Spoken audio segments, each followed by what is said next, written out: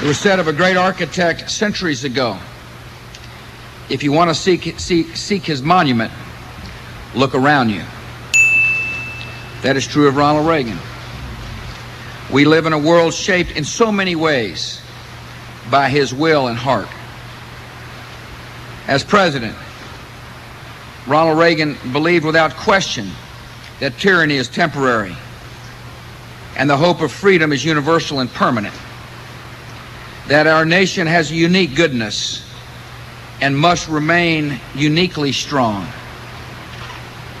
that God takes the side of justice because all our rights are his own gifts.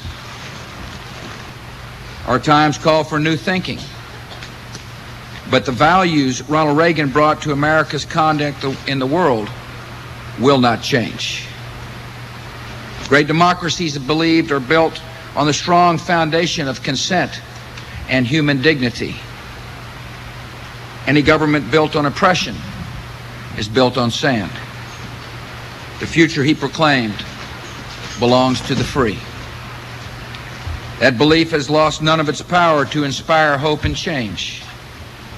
Around the world today, the expectation of freedom is fed by free markets and expanded by free trade and carried across borders by the internet.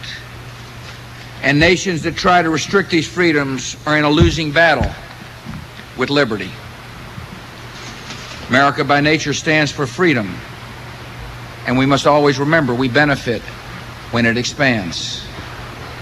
So we will stand by those nations moving towards freedom. We'll stand up to those nations who deny freedom and threaten our neighbors or vital interests. And we will assert emphatically that the future will belong to the free. At the same time, President Reagan understood that this confidence should never be arrogance. No one was better at using the bully pulpit of the presidency. But under his leadership, America was never a bully. One of the ways we show the world we take our values seriously is to live by them ourselves. Our nation cherishes freedom, but we do not own it. While it is the birthright of every American, it is also the equal promise of the religious believer in southern Sudan, or an Iraqi farmer in the Tigris Valley, or of a child born in China today. We help fulfill that promise, not by lecturing the world, but by leading it.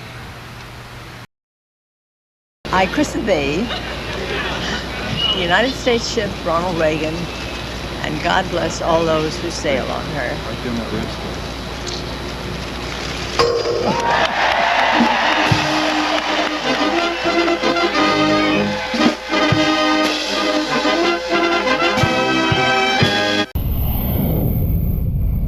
We help fulfill that promise, not by lecturing the world, but by leading it.